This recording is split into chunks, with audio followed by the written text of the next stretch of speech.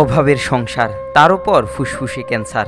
৬ মাস ধরে বাড়িতে শয্যাশয়ী অবস্থায় আছেন নোয়াখালীর হাতিয়া উপজেলার সোনাদিয়া ইউনিয়নের ৬ নম্বর ওয়ার্ডের বাসিন্দা টমটম চালক আবুল কাশেম। প্রায় থেমে গেছে তার জীবন। পারিবারিক সূত্রে জানা গেছে, আবুল কাশেম প্রতিদিন টমটম চালিয়ে ৭ সদস্যের পরিবারের খরচ চালাতেন।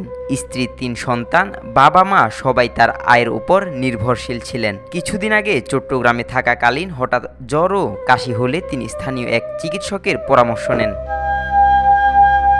প্রাথমিকভাবে সাধারণ অসুস্থতা মনে করে ওষুধ খেয়ে বাড়ি ফেরেন। শারীরিক অবস্থার অবনতি ঘটলে তাকে ঢাকা মেডিকেল কলেজ হাসপাতালে ভর্তি করা হয়। সেখানে বিভিন্ন পরীক্ষার পর চিকিৎসকরা জানান কাশেম ফুসফুসে ক্যান্সারে আক্রান্ত।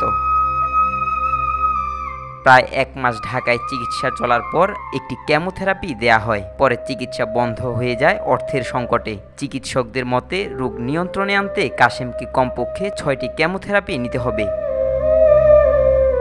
চিকিৎসা সংক্রান্ত ব্যয় বহন করতে গিয়ে পরিবারটি এরই মধ্যে ১ লাখ টাকার বেশি ধার দেনা করে ফেলেছে। বর্তমানে চিকিৎসা ব্যয় বহনে সক্ষমতা তাদের নেই। তার অসুস্থতার কারণে সন্তানদের পড়াশোনা বন্ধ হওয়ার উপক্রম হয়েছে। পরিবারটি রয়েছে চরম মানবিক সংকটে। কাশেমের স্ত্রী বিপুল বেগমও জানান পরিবারের দুর্দশার কথা। আর একটা কেমো এখন ডেট বাড়ি যাইতেছে, এখন টাকা সংগ্রহ করতে পারি না, দিতে পারি না। সবাই যদি পারেন, আমার এই ৩ ছেলে, আমি অনেক কষ্টতে আছি।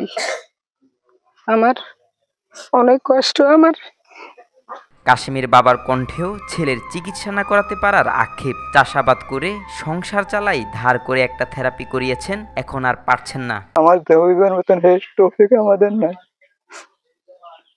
আমরা সবে গ্রামেরা সবে যদি সহযোগিতা করে, দেশবাসী সব আমার উপায় নাতি এনে খাবার দেবে চলে না।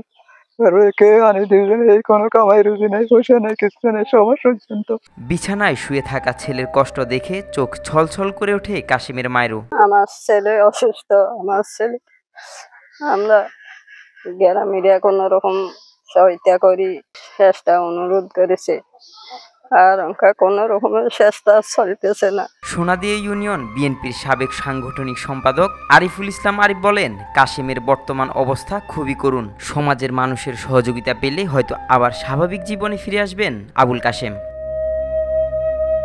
নিউজ ডেস্ক, আজকাল।